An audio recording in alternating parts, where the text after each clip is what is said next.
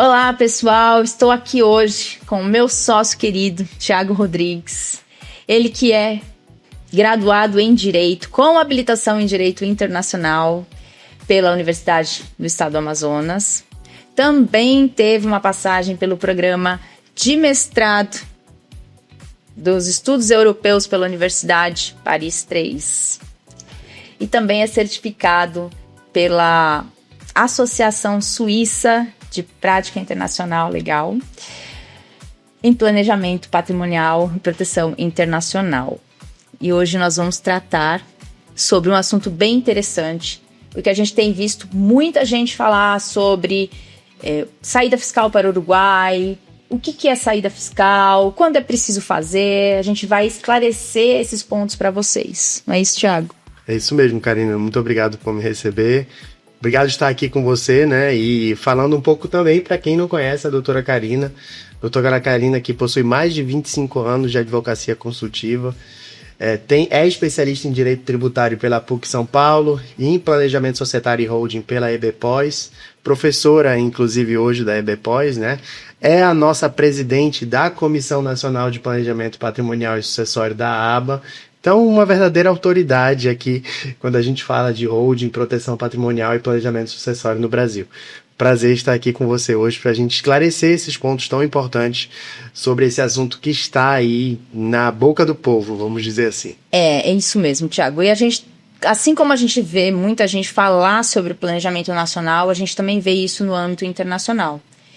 E uma coisa que traz uma certa insegurança, né? Muita gente falando, eu quero dar saída fiscal do Brasil, porque eu ouvi dizer que no Uruguai é muito bom, é uma ótima oportunidade. Mas antes da gente falar sobre as vantagens e desvantagens de dar a saída fiscal para o Uruguai, eu queria que você falasse um pouquinho para a gente sobre o que é dar saída fiscal de um país.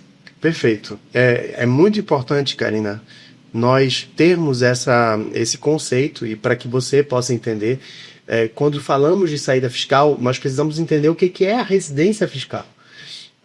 O que caracteriza a pessoa ter ou não a residência fiscal em um certo país.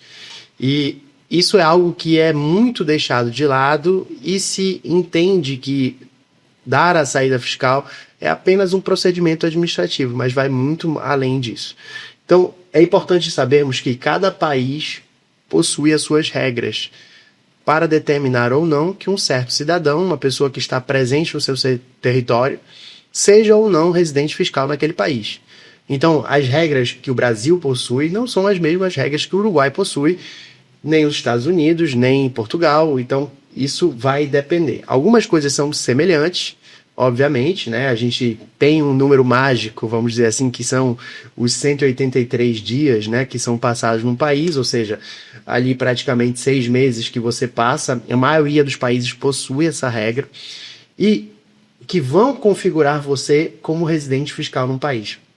E qual é a consequência de você se tornar residente fiscal no país? É que você, a partir daquele momento, tem que cumprir com as suas obrigações tributárias, acessórias, né? Assim, a entrega da declaração de imposto de renda naquele país com relação aos seus rendimentos. Se eles vão ser os rendimentos apenas recebíveis naquele país ou os rendimentos recebidos de forma global, vai depender de como aquele país trata o seu sistema de tributação. Vamos usar o exemplo do Brasil. O Brasil trata a tributação através do princípio da universalidade da renda. Ou seja, toda a renda, um residente fiscal no Brasil, toda a renda que ele recebe, seja no Brasil ou no exterior, ela vai e deve ser tanto declarada como tributada no Brasil. Tá? Isso é um erro muito comum, inclusive, quando a gente começa a falar. E a gente sabe que esse é um princípio que a maioria dos países segue. Exato. E as pessoas não se dão conta disso, né? Como, por exemplo, os Estados Unidos, como, por exemplo, Portugal, o próprio Uruguai. Então, assim, você vai ter países ali que vão seguir o princípio da universalidade. Às vezes você pode ter uma certa isenção por um período, né? Mas não significa que você não vá tributar. E esse é um erro muito comum. Exato. Mesmo que a gente vê no nosso público, né? Exatamente. E, inclusive, eu acho que poderemos ir até além de afirmar que a regra é a universalidade. Exato. E a exceção são os países que adotam o princípio ou permitem a aplicação do princípio da territorialidade. Que quer dizer o quê? Que quer dizer que você só vai tributar, enquanto residente fiscal no país, as rendas que você receber naquele país. Então, a aplicação do princípio da territorialidade, ela está muito ligada a programas específicos de isenção, normalmente criados para atrair investidores, atrair estrangeiros para investir no país. E você encontra esse princípio em alguns países. Você tem na Espanha o Lei Beckham, você tinha o Golden Visa em Portugal, você tem o Tax Holiday no Uruguai, né, que a gente vai falar um pouquinho mais daqui a pouco. Mas tudo isso para dizer assim, se você hoje é residente fiscal no Brasil, nunca saiu do Brasil, nasceu no Brasil, você mora no Brasil e você recebe renda no exterior, esse rendimento que você recebe lá fora, você precisa declarar aqui no Brasil. Você não tem a opção de não declarar. Então, significa que se eu tenho uma conta com investimentos nos Estados Unidos e essa conta gera dividendos para mim, gera lucros, gera alguns juros, uma renda a mais, eu tenho que tributar essa renda aqui no Brasil. Você precisa tributar aqui no Brasil essa renda. Independente de eu ter tributado nos Estados Unidos. Você precisa declarar, né? Eu sempre gosto de lembrar as pessoas que declarar não é igual a tributar. No final, você tem algumas regras, você tem faixas de isenção, você tem aplicação de tratados de não bitributação, de compensação. Então, muitas vezes, alguns rendimentos que podem ser obtidos no exterior, dependendo da relação do país onde está esse investimento com o Brasil, os tributos pagos fora do Brasil podem ser descontados dos tributos pagos aqui no Brasil. Então, você tem que tomar cuidado em afirmar categoricamente que você vai pagar nos dois países, não necessariamente, tá? Obviamente, o país que detém aquele patrimônio, ele é o que tem é o primeiro servido, vamos dizer assim, né? Então, por exemplo, Estados Unidos. Sabemos que nos Estados Unidos, dividendos são tributados em 30%, e geralmente já são retidos, né? Então você que é investidor, que investe nos Estados Unidos e que tem aquele rendimento ali de rates, talvez, né? Ou algum outro tipo de investimento que gera uma renda passiva, você sabe que nos Estados Unidos você já tem ali uma retenção de 30%. Esses 30%, quando você for declarar esses ganhos aqui no Brasil, você vai poder descontar o que já foi pago, fazer a compensação, exatamente, aqui no Brasil. Ou seja, você não vai efetivamente, muito provavelmente você não vai pagar imposto no Brasil, mas você precisa fazer a declaração. Não é porque você já pagou lá fora que você não pode declarar aqui no Brasil, que você não vai declarar aqui no Brasil. E deixando claro, né, por quê? Porque os Estados Unidos têm um acordo de compensação de tributos e não de não bitributação, como muitas pessoas acabam acreditando, né? Exato. É um acordo de compensação, e justamente pela alíquota ser maior nos Estados Unidos do que é aqui no Brasil, é que acaba talvez não havendo essa tributação aqui. Exatamente. Né, pelo que já foi tributado lá. Perfeito. Então, quando a gente fala em compensação, a gente vê o que foi tributado num determinado país e aí compensa, né? O que ficou faltando, você paga, aquilo já pagou. Então, é como se fizesse um equilíbrio. O que ficou faltando, você paga naquele outro país, se ficou faltando. Se a alíquota naquele país for menos, infelizmente você vai pagar aquilo mesmo, não tem o que fazer. Que é diferente da não bitributação. Porque aí na não bitributação, a gente tem a tributação no lugar, então como aqui já foi tributado, não tributa naquele lugar, no outro país, independente da alíquota e tudo mais. E é por isso que a gente tem que sempre pesquisar, né, Thiago, se os países têm acordos. Se é um acordo de compensação, se é um acordo de não bitributação, para a gente também saber como é que funciona isso. E apenas um pequeno detalhe aqui, antes da gente voltar para falar de saída fiscal, é que exatamente por essa complexidade existir que você, brasileiro, que possui patrimônio no exterior, ou que foi morar no exterior, que tem qualquer tipo de relação no exterior, precisa estar bem assessorado. Você não pode simplesmente, se não é a sua área de atuação, achar que você vai ser capaz de entender todos os aspectos tributários envolvidos na sua relação entre o Brasil e o país em que você foi morar. Né? E assim, infelizmente, nós vemos muitos profissionais hoje que não são habilitados, que não são capacitados, dando orientações erradas e que colocam em jogo realmente a situação dos clientes.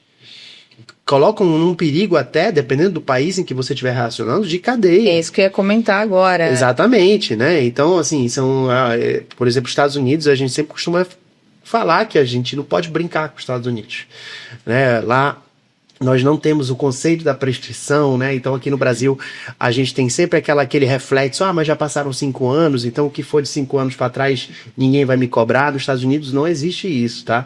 A gente teve casos recentes, inclusive de brasileiros sendo cobrados por tributos não recolhidos, né? E rendas não declaradas de 20 anos atrás.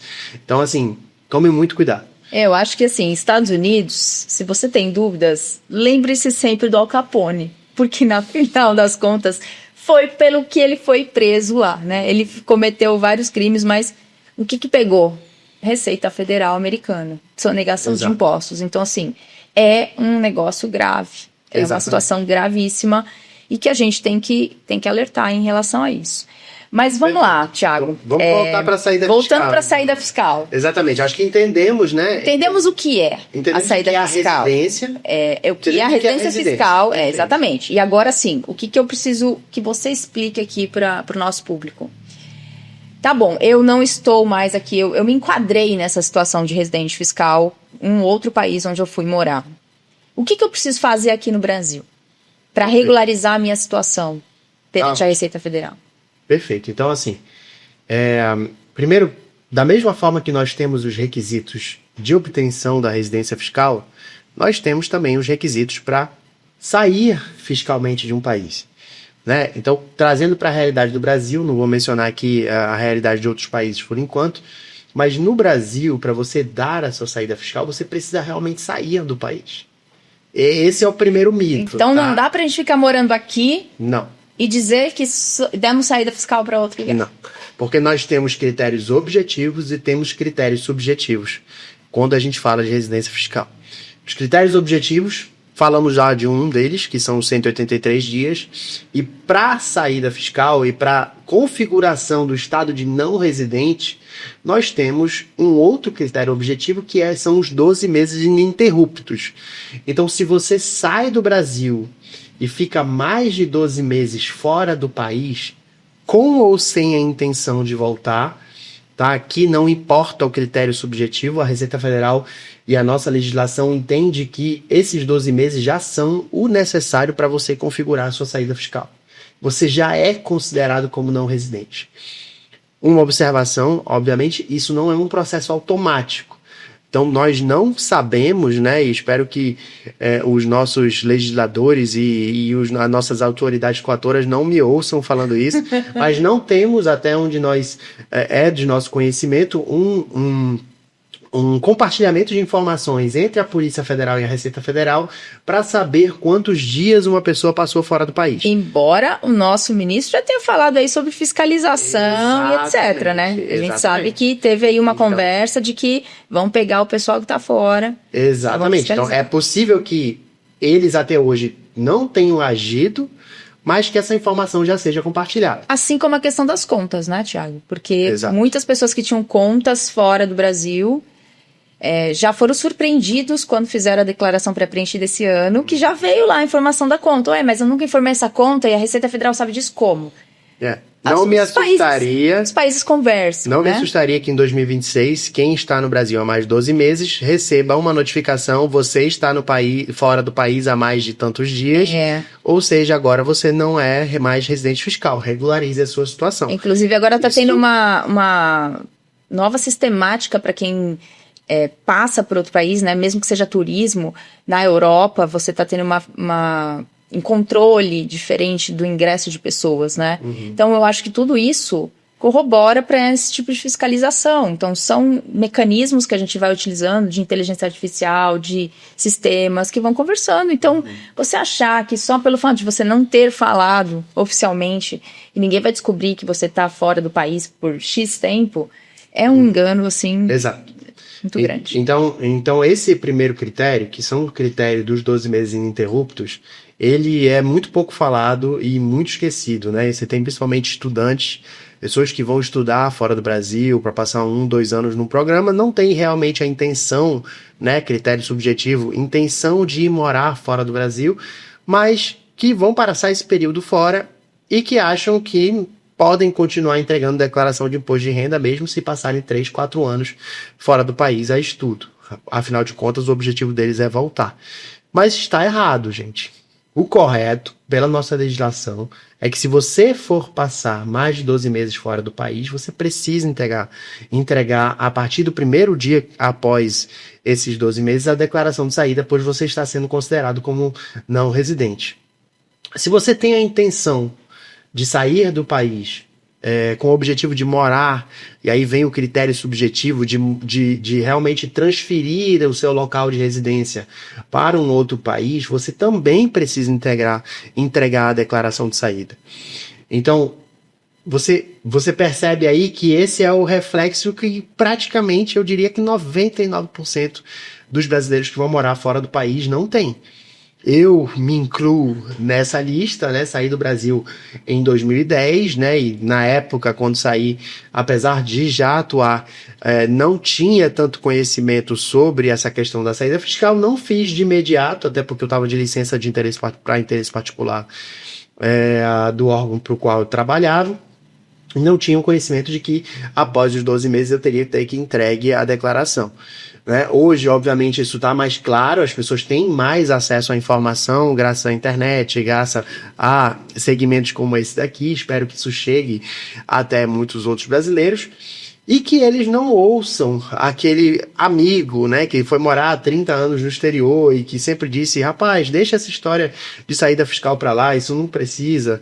Assim, as coisas não são como são 30 anos atrás, as informações são compartilhadas, né? A gente vê muitos casos de brasileiros que saíram do país, começaram a ganhar dinheiro fora do país, que nunca declararam no Brasil e voltam para fazer investimentos no Brasil, que são os casos mais perigosos, né? São, assim, porque você não tem como justificar para o Brasil como você está comprando aqueles bens.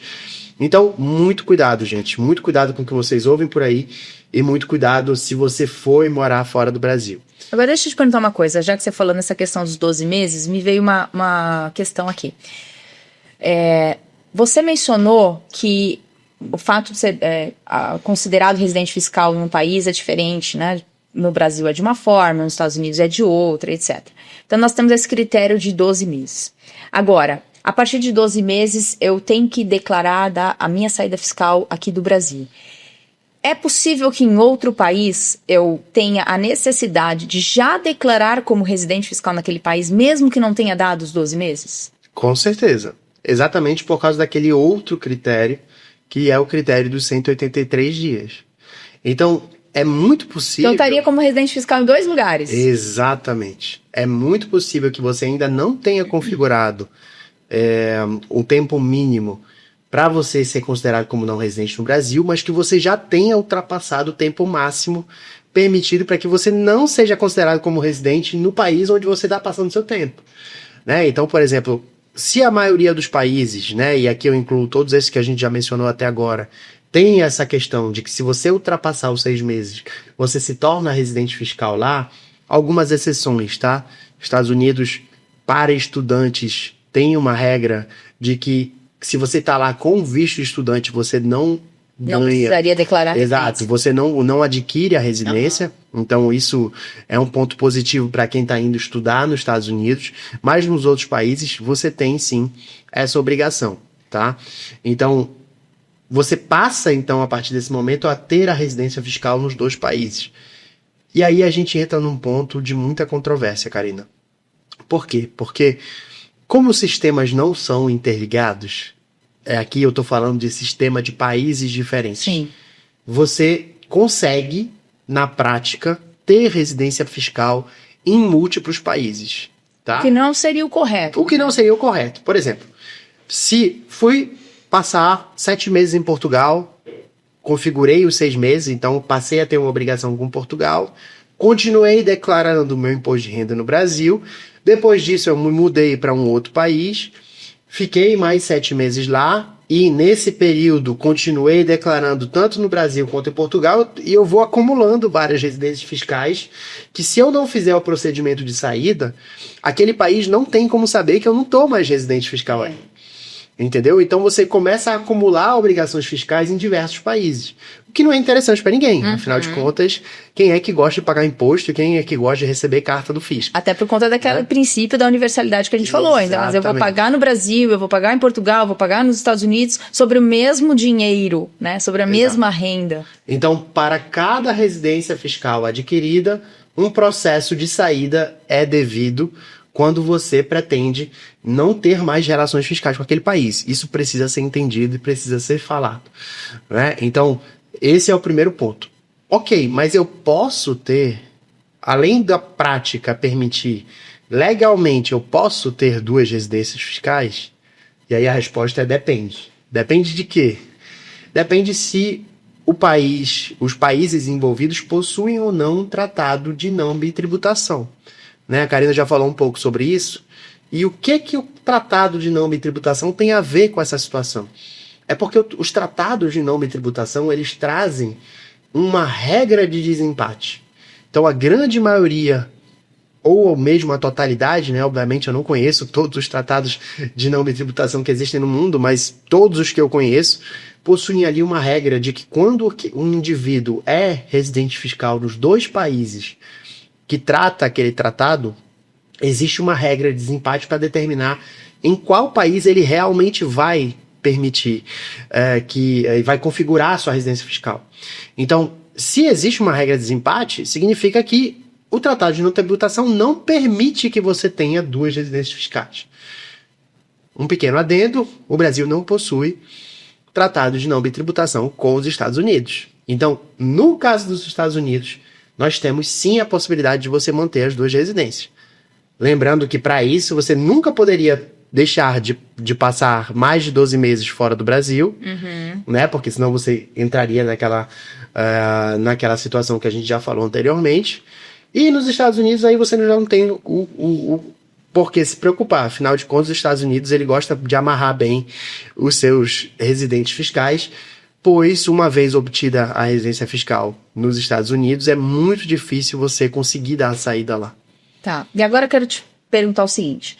A gente tem 2 situações diferentes e eu quero que você aborde essas 2 situações. Mas primeiro a gente vai falar daquele brasileiro que está com intenção de deixar o país de forma definitiva, seja para morar ou para trabalhar, né? Não, só porque eu vou morar e já estou aposentado, quero morar em outro país, ou eu realmente quero investir num outro país e eu vou trabalhar, vou fazer alguma coisa. Então, o que esse brasileiro, que ainda está aqui, está pensando, está estruturando a sua saída, o que ele precisa fazer, né? Quando ele te procura? Vai chegar lá no nosso escritório e vai falar assim, eu quero fazer a saída fiscal, o que a gente precisa fazer para esse cliente? Primeiro ponto, ele já acertou, que ele nos procurou. Né? Ele já está pensando no cliente que está fazendo direitinho. Então, esse é o primeiro ponto, procurar profissionais capacitados que possam lhe auxiliar nesse planejamento pré-imigratório tributário. Isso é uma fase muito importante, as pessoas muitas vezes se preocupam apenas em obter o seu visto, obter o seu status ali naquele outro país, mas não se preocupam com os impactos. Eu diria mais até, Thiago, eu diria que a gente deve se preocupar antes do visto de olhar como é a tributação no país em que você pretende morar. Porque os Estados Unidos é maravilhoso, eu quero morar lá, porque você já foi para lá, você já fez compras, você já visitou a cidade, a segurança é melhor do que aqui em vários aspectos, tirando algumas situações ali que a gente sabe que acontecem muito lá, mas você já parou para analisar como é que é a tributação de renda, de patrimônio, de sucessão naquele país? E isso a gente sabe que o pessoal não faz, né? Então, acho que antes até mesmo de pensar na saída fiscal, para que país eu quero ir? Então, eu quero ir para tal país, vou analisar como é que é a tributação e, óbvio, para isso você procura um profissional, né? Procura lá o nosso escritório que a gente tem todo esse suporte para você, mas continua. Então, a pessoa já fez a pesquisa, vamos deduzir que ela já fez a pesquisa tributária dela, né? Nós já auxiliamos ela com isso, e aí ela faz o quê? Bom, uma vez que ela partiu do país, e não antes, tá? Mas realmente a gente sempre indica, né, que é de preferência que a comunicação de saída seja entregue após a viagem da pessoa para o exterior, né? Antigamente, né, aqueles que lembram, inclusive, a comunicação de saída era feita através de um formulário que era preenchido no aeroporto, né, entregue para a Receita Federal ali. Não é mais o caso hoje, é feito online. Mas você faça a comunicação de saída. O que é a comunicação de saída? É o primeiro passo nesse caminho que você tem que percorrer para fazer a sua declaração de saída. Então, você entrega a comunicação de saída para a Receita Federal para fazer daquele dia, daquele momento da entrega, o marco temporal em que você está dizendo, a partir desse dia, eu não devo mais para o Brasil as satisfações que sobre a minha renda e sobre o meu patrimônio. Tá? Em seguida, o próximo passo será ela entregar no ano calendário seguinte a sua declaração de saída definitiva do país, que nada mais é que uma declaração de imposto de renda do tipo declaração de saída definitiva. Tá? Então, os contadores, aí o pessoal que tem mais a prática, né, de trabalhar com declaração de imposto de renda já sabe que quando você vai ali fazer a declaração, aparece a opção sobre qual tipo de declaração você quer entregar. Entregue a declaração de saída definitiva, não acabou ainda o processo. Você precisa fazer a comunicação às fontes pagadoras. Ou seja, toda a renda que você deixou no país, que você deixou aqui no Brasil, precisa estar ajustada para a sua nova situação de não residente. Que seria, por exemplo, uma não retenção de impostos aqui, possivelmente. Exatamente. Dependendo de cada situação, obviamente. Exatamente. Então você deu o exemplo, por exemplo, de uma pessoa que quer viver a sua aposentadoria em outro país e que dera sair. Recebe aqui a aposentadoria. Exato. Para ela receber essa aposentadoria aqui no Brasil, ela vai ter uma retenção diferente. E aí eu não vou entrar aqui nas questões de decisões mais recentes hoje que consideram que essa retenção ela é indevida para aposentados, porque essa renda já é tributada em outro país e acaba... Enfim, não vamos entrar nessa discussão, mas você vai ter que informar aquele órgão que paga a sua aposentadoria, né? Ou seria o INSS, ou a gente sabe que tem as previdências estaduais também que pagam, ou então até uma previdência privada, que você passou a ser não residente no país. Eles vão parar de te pagar? Não, eles não vão parar de te pagar. Mas eles vão precisar passar a lhe pagar numa conta específica. Uma conta reservada aos não residentes que se chama conta de não residente, a CNR.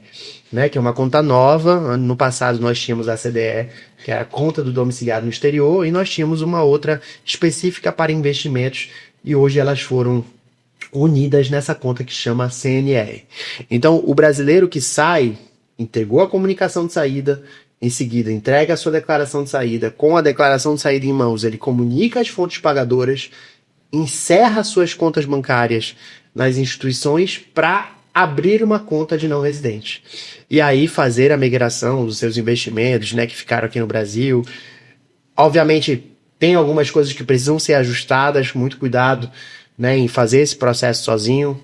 E a gente sempre aconselha estar acompanhado de um profissional, para que aí sim você esteja em conformidade. Até porque a gente sabe que tem as retenções de imposto ali que são diferentes para residentes e não residentes. Exato. Como você mencionou que existiria aí uma inconstitucionalidade, a gente não vai adentrar, mas existe essa situação de tributação diferente, então é importantíssimo isso. Exatamente. Tá bom, então a gente falou sobre o brasileiro que está se precavendo, mas essa não é a realidade de 90% dos clientes.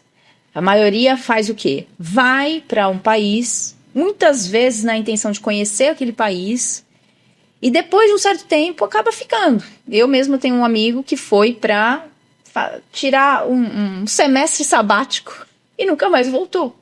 Então isso já faz 4 anos. Tá? Não é ele, não é ele. Mas é uma história muito parecida.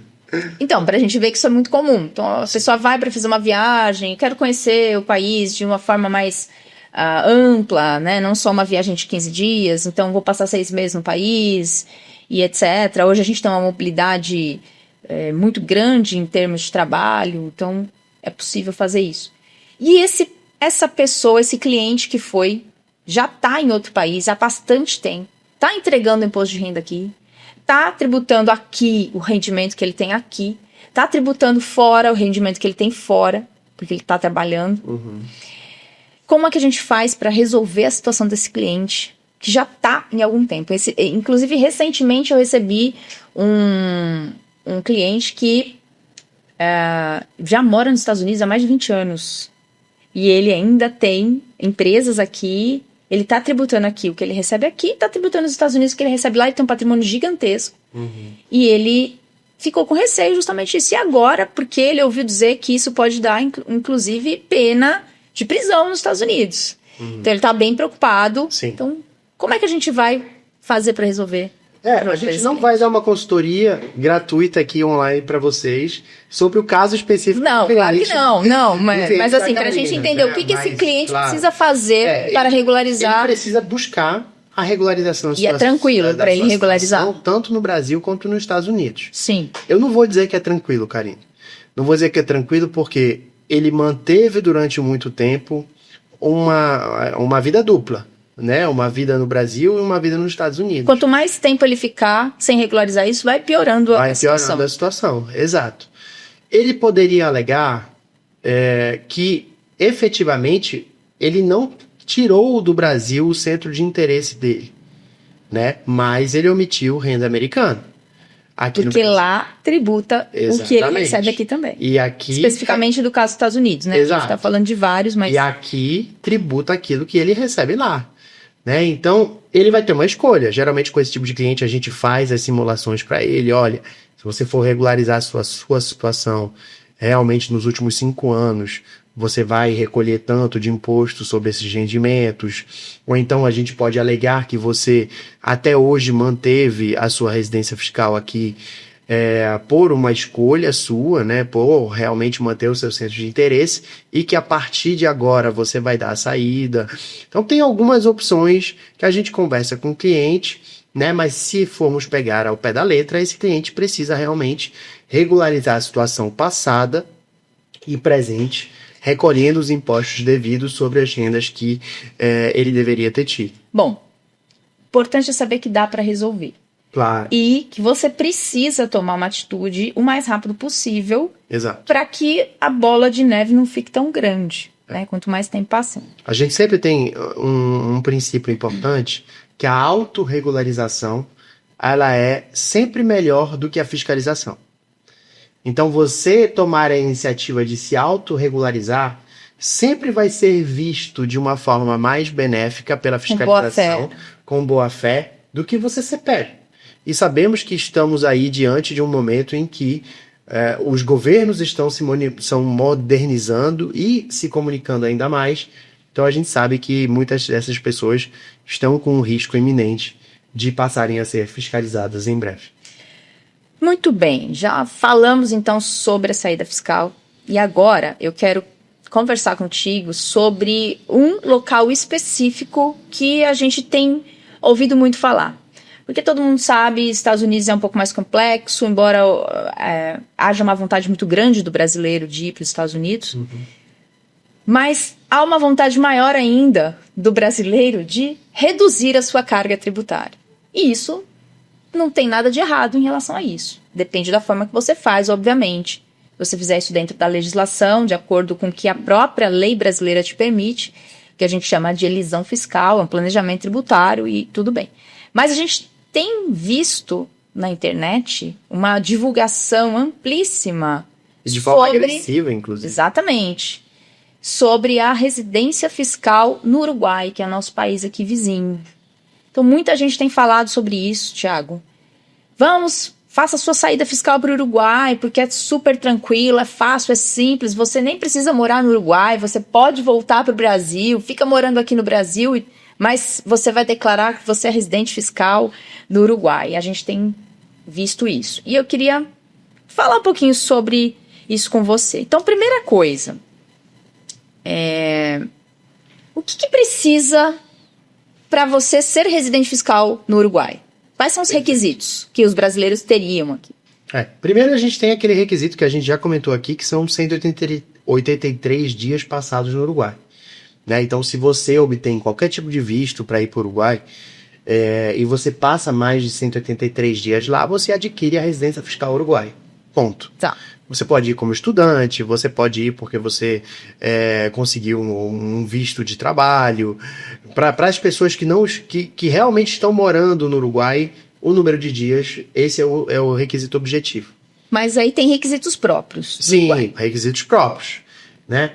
E você tem, entretanto, a opção de obter a residência fiscal uruguaia através de um investimento. Né? Então, esse é o principal caso que está sendo divulgado hoje. Né? Que você não precisa necessariamente passar os 183 dias lá. E quais são esses tipos de investimentos? Se você tem um investimento em imóvel de pelo menos $520 mil, você obtém a residência fiscal uruguaia e você pode se aproveitar daquilo que a gente chama de tax holiday. Né? Que é o tax holiday? Ele é um programa de isenção de impostos para quem está vindo investir no Uruguai. Então, durante o tax holiday, você fica isento de imposto sobre a renda de rendas passivas do exterior, que é exatamente o que muitos dos clientes estão buscando. Que é o quê? Que é, se você tem a residência fiscal uruguaia e que você recebe renda passiva de investimentos, renda passiva de pagamento de royalties, por exemplo, ou então renda passiva de dividendos que são distribuídos de empresas do exterior, esses dividendos, essa renda passiva não será tributada no Uruguai. E existe um prazo para isso? Ou vai para lá? Tax holiday, né, que é a expressão para como se fosse um feriado, né, umas férias, é de 11 anos. Então, durante os primeiros 11 anos, após ter obtido a participação nesse programa, você vai estar isento dessas rendas que não são geradas no próprio Uruguai. Tá bom, não quero ficar 183 dias no Uruguai. Eu vou comprar um imóvel lá de pelo menos $560 mil. 520 mil. Mas aí eu preciso ficar algum período lá ou não? Para esse tipo de investimento, você precisa ficar pelo menos 60 dias no Uruguai. Tá. O que, convenhamos, 60 dias em Punta del Este não deve ser a pior das coisas que você vai passar na sua vida. Com certeza, mas veja, é importante saber disso, por quê? Porque tem muita gente que tem filhos em período escolar. Então, tem filhos aqui no Brasil e aí, de repente, passar 60 dias fora pode não ser uma coisa assim tão fácil. Nós vamos chegar lá, tá? Né? Porque aqui a gente está vendendo as flores uruguaias, sim, né? Mas, bom, só para deixar aqui o alerta. Além dessa questão desse imóvel de 520 mil... Você tem um outro tipo de investimento também, que é no mínimo de $2.200 mil, que aí você não tem obrigação nenhuma de passar um dia sequer no Uruguai. Então, isso pode ser tanto um investimento em imóveis como um investimento em empresas e empregos, né? E tem alguns requisitos, precisa ser uma empresa uruguaia, que essa empresa uruguaia, ela sim vai pagar imposto no Uruguai, tá? Só deixando bem claro isso. E aí você criar um certo número de empregos durante um ano. Você tem alguns requisitos aqui para poder fazer esse benefício funcionar. Mas aí você não tem a obrigação de estar com presença física no Uruguai. Então, significa que você pode, sim, não ficar no Uruguai, não morar no Uruguai, ser residente fiscal lá e passar o seu tempo aqui. Mas não é assim tão fácil. Calma aí. Então, agora nós vamos explicar onde estão os riscos. Onde está o furo dessa estratégia. Qual é o furo? O furo dessa estratégia é que, assim, obter a residência no Uruguai, como a gente conversou, ela é fácil. Não é complicado. Se você tem esse dinheiro para fazer esse investimento, né, a gente vê hoje muitas pessoas com liquidez, gente vendendo terra no Brasil para comprar fazenda no Uruguai. Tem muita gente fazendo esse movimento e tudo bem, você vai conseguir obter a residência fiscal no Uruguai.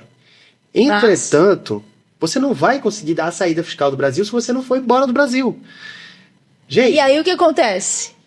Você vai continuar pagando imposto no Brasil. E no Uruguai... Possivelmente, dependendo do seu investimento. Dependendo do tipo de investimento que você está fazendo, você vai também pagar imposto no Uruguai. Então, essa saída fiscal não vai funcionar para nada. Não porque vai. O objetivo é não pagar tantos impostos aqui. Exato. E reduzir a carga tributária, porque o Uruguai tem uma carga tributária menor. Exato. Se eu vou ser considerada residente fiscal no Brasil, então eu estou investindo $2.200 mil possivelmente no imóvel, para não precisar pagar, para não precisar ficar, né, nenhum dia lá no Uruguai. E quando eu poderia pegar esses 2 milhões e 200 mil dólares e investir num outro negócio que poderia me dar um rendimento muito maior. Exato, assim, e aí, gente, assim, se vocês ouvirem, assistirem um vídeo em que a pessoa diga para vocês, você pode dar a sua saída fiscal do Brasil e continuar morando no Brasil, não é verdade. Isso é mentira. Isso é fake news. Como você quiser chamar. Mas não acredite nisso.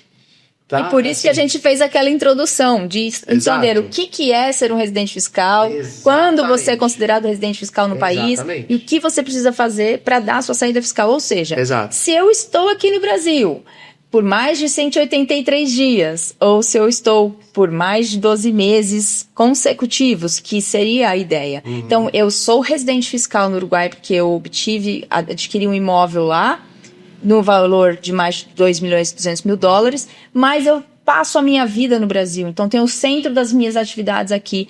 Eu moro aqui, os meus filhos estão aqui na escola, eu tenho conta aqui, eu tenho uma empresa aqui. O que vai acontecer? Você vai ser considerado como residente fiscal no Brasil e todos os impostos serão devidos aqui. Então, assim, não é só o ato de morar fora do Brasil, né? Porque, assim, você não fica impossibilitado de vir ao Brasil depois que você deu a saída. Você pode vir. Você não pode passar os 183 dias, né? Então você tem que ficar...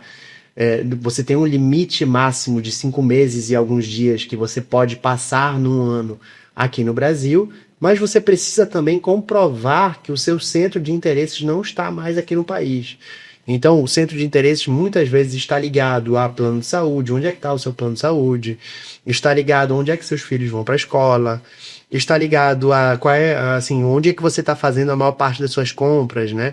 Então... mas e se eu tiver uma conta no Uruguai com cartão de crédito uruguaio? Tudo bem. E aí? Tudo bem. Mas você acha que isso é o suficiente? Porque as coisas, né? Porque muita gente fala assim, mas então eu vou ter uma conta fora, um cartão fora, ninguém vai ter como controlar o que eu gastei, etc. Mas tem outras coisas, né? Você tem um carro aqui, você passa num pedágio, né? Você eventualmente não sem parar. E a própria questão que a gente conversou no início desse podcast, que é a comunicação entre a Polícia Federal e a Receita Federal. Porque cada vez que você atravessa a fronteira, você está dando a informação de que você está entrando ou não no país. Né? Eu já tive algumas conversas com pessoas que moram em regiões de fronteira, né?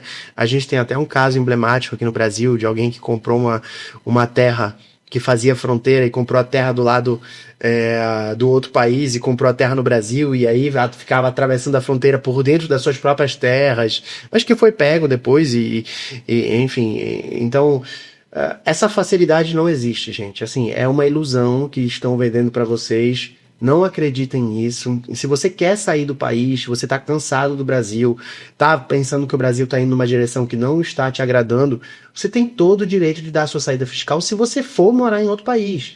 E você pode vir continuar visitando a sua família. O que você não pode é simular uma saída. Você não pode simular uma residência fora quando você, na verdade, continua morando no Brasil, com uma casa no Brasil, com todo mundo aqui, e às vezes até tentando burlar a fronteira de alguma forma, assim, gente, olha a que ponto, assim, né, se você não está satisfeito com o país, realmente organize. Existem vários destinos maravilhosos que você pode levar os seus negócios, né? Algumas pessoas tiveram eventos de liquidez muito grande, venderam suas empresas aqui e têm hoje um patrimônio que é o suficiente para sustentá-los. Essas pessoas têm total liberdade para fazer a saída. Só não tente fazer uma simulação, não tem para que você se colocar em risco quando existem soluções tão eficazes quanto e que você pode buscar através de profissionais qualificados. Bom, Thiago, eu acho que a gente conseguiu abordar de uma forma bem clara essa questão da saída fiscal, a questão do Uruguai, que é algo que a gente tem visto muito na internet, e eu queria trazer essa informação para os nossos clientes, para o nosso público, porque eu acho que é extremamente importante não buscar só a informação no Google, no ChatGPT, que a gente vê muito cliente que às vezes a gente vai atender e falar, mas eu já consultei o ChatGPT. E o ChatGPT ele vai te trazer as informações, mas ele não vai te trazer esses detalhes, né? Ele não vai te trazer o dia a dia, ele não vai... Você vai fazer uma pergunta, ele vai te responder aquilo exatamente, ele não vai te trazer todos esses poréns. Eu acho que é extremamente importante, porque assim como a gente vê muitas estratégias mirabolantes para não pagar os tributos ou simular situações no planejamento patrimonial, numa sucessão de bens, a gente vê isso também no internacional. E eu acho que é bem importante a gente alertar, porque no internacional a gente pode ter um agravante, que é justamente uma penalidade no outro país, inclusive, que pode chegar a uma penalidade de restrição de liberdade. Perfeito. Então eu acho que isso é bem importante, porque o Brasil a gente sabe que tem, obviamente, sonegação tributária, é crime, mas a gente não vê tão fortemente isso ser efetivamente levado a cabo. Mas em outros países a situação não é. Né? E a gente aqui se sente confortável porque é o nosso lugar. É aqui onde a gente nasceu, a gente conhece a lei, a gente sabe como é que a gente pode lidar, né? O jeito que a gente pode falar. Mas em outros países não. E às vezes a pessoa está sendo induzida por alguma informação e que pode gerar um problema muito maior lá na frente. Então, eu quero agradecer a você que esteve aqui presente com a gente. E se você conhece alguém que está nessa situação, que quer dar saída fiscal, ou se você está nessa situação, ou se você está pensando em morar em outro país, então já compartilha esse vídeo com as pessoas aí que você conhece do seu ciclo, porque a gente tem mais pessoas do que a gente imagina, né? Querendo sair do Brasil. E eu já agradeço imensamente. Isso é meu, eu que agradeço. Receber você. E a gente vai fazer novos vídeos para vocês sobre outros conteúdos. Nosso objetivo é realmente trazer informação para que você possa ter consciência na hora de tomar sua decisão. Acho que esse é o ponto mais importante, né, Thiago? Então eu deixo aqui aberto para suas últimas palavras antes da gente encerrar. Gente, muito obrigado mais uma vez a Karina, né? E assim, nós temos esse empreendimento juntos para ajudar você que tem uma situação que envolve planejamento internacional. Então fique à vontade de nos procurar, se é o caso, para que a gente possa conversar, entender a sua situação e lhe dar a melhor orientação. Acredito que essa é uma questão que foi negligenciada durante muitos anos pelos brasileiros que moram fora do país, mas a gente chegou num ponto em que agora a autorregularização ela é mais do que indicada, ela é necessária. Então, compartilhe esse vídeo com as pessoas que você conhece, que estão com situações muito parecidas com aquelas que nós descrevemos aqui hoje, para que não tenha nenhum tipo de complicação no futuro. Um grande abraço. É isso aí. Tchau, tchau. Até o próximo vídeo.